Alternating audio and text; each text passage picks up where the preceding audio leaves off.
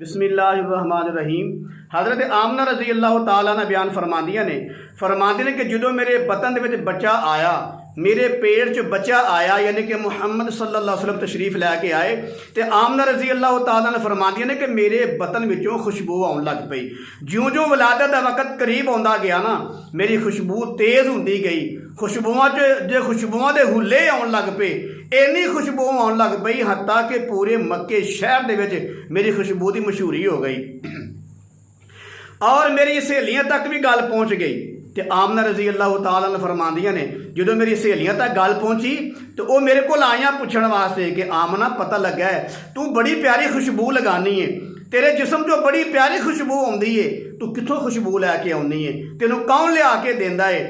पता लगा कि तेरे को बड़ी प्यारी खुशबू आउंदी है तो असी तेरे को बैठियां आवा के तो सानू भी बड़ी प्यारी खुशबू आ रही है, हत्ता कि खुशबुआं के हुल्ले आ रहे हैं।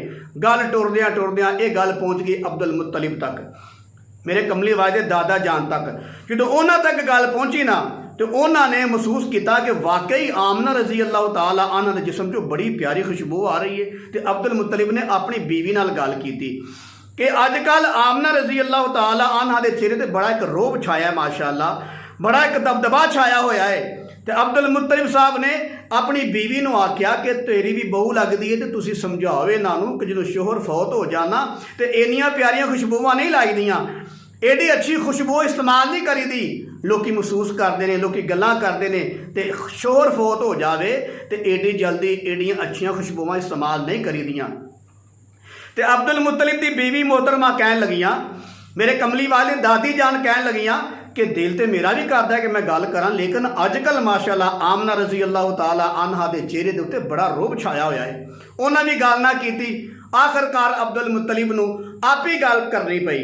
उन्हें बड़े प्यार नाल अपनी बहू आमना रज़ी अल्लाह तआला अन्हा नूं अपने कोल बिठाया तो बिठा के समझाण लगे, कह लगे बेटा जो शोहर दुनिया तो टुर जाए ना तो एडियां प्यारियां खुशबूआं नहीं लाई दियां, तू एडी प्यारी खुशबू कित्थों लैके आउंदी है।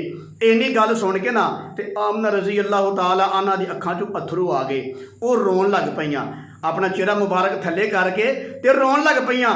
कहंदी ने अब्बा जान कि मैं अपनी पूरी जिंदगी मैं बाजार का कभी मूँह नहीं वेख्या, मैं गैर महरम नूं कभी वेख्या नहीं, कभी बाजार नहीं गई तो मैनूं खुशबू किन्ने लिया के देनी सी, मैं कित्थों खुशबू लैनी सी।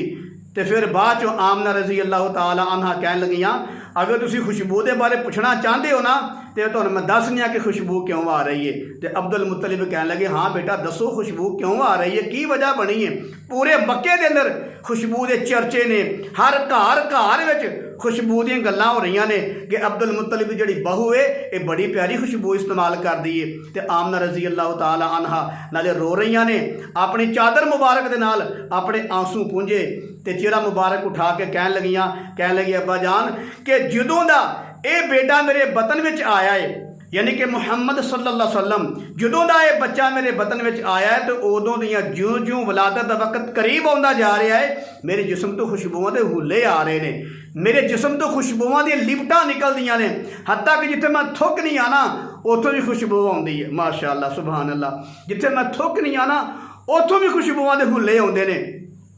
तो आमना रज़ी अल्लाह तआला फरमान लगी जो मैं बाहर जानी हाँ ना तो दीवारों में मैनूं सलामा की आवाज़ आउंदी है, मैं जिस दरख्त के कोलों लंघ नहीं आना वो दरख्त मैनूं झुक के सलामा करदा है। कहन लगियां मैं जिस पत्थर के कोलों लंघ नहीं आ उस पत्थर विचों मैनूं मरहबा दी सलामा आउंदियां ने, मैनूं सलामती दी आवाज़ां आउंदियां ने।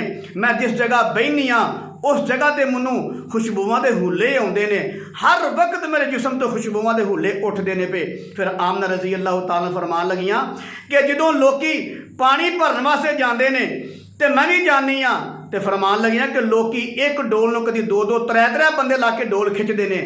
तो आमना रज़ी अल्लाह अन्हा फरमान लगे अब्बा जान जो मैं डोल अपना सुटनी आ लैण वास्ते जानी हाँ पानी तो दो सुटन तो बाद वह डोल है अपने आप चल के तां आ जाता है।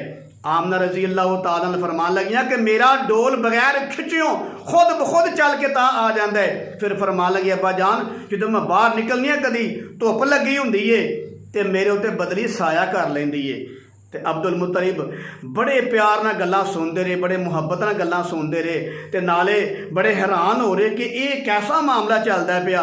ਤੇ ਆਮਨਾ ਰਜ਼ੀ ਅੱਲਾਹ ਤਾਲਾ ਨੇ ਫਰਮਾਨ ਲੱਗੀਆਂ, ਜਿਉਂ-ਜਿਉਂ ਵਲਾਦਤ ਦਾ ਵਕਤ ਕਰੀਬ ਆ ਰਿਹਾ ਹੈ ਮੇਰੇ ਜਿਸਮ ਤੋਂ ਖੁਸ਼ਬੂਆਂ ਦੇ ਹੁੱਲੇ ਆ ਰਹੇ ਨੇ। ਸੁਭਾਨ ਅੱਲਾਹ, ਕਿਉਂਕਿ ਖੁਸ਼ਬੂਆਂ ਵਾਲਾ ਆ ਰਿਹਾ ਹੈ, ਮੇਰੇ ਕਮਲੀ ਵਾਲੇ ਆ ਰਹੇ ਨੇ, ਜਿਨ੍ਹਾਂ ਦੀ ਬਰਕਤ ਦੇ ਵਿੱਚੋਂ ਅੱਲਾਹ ਤਾਲਾ ਨੇ ਪੂਰੀ ਕਾਇਨਾਤ ਨੂੰ ਮੁਨੱਵਰ ਕਰਨਾ ਸੀ। ਹਰ ਜਗ੍ਹਾ ਦੀਨ ਦੇ ਖੁਸ਼ਬੂਆਂ ਦੇ ਹੁੱਲੇ ਆਉਣੇ ਸਨ ਤੇ ਮਾਲੂਮ ਹੋਇਆ ਮੇਰੇ ਕਮਲੀ ਵਾਲੇ ਜਦੋਂ ਆਉਂਦੇ ਨੇ ਤੇ ਉੱਥੇ ਖੁਸ਼ਬੂਆਂ ਦੇ ਹੁੱਲੇ ਵੀ ਆ ਜਾਂਦੇ ਨੇ।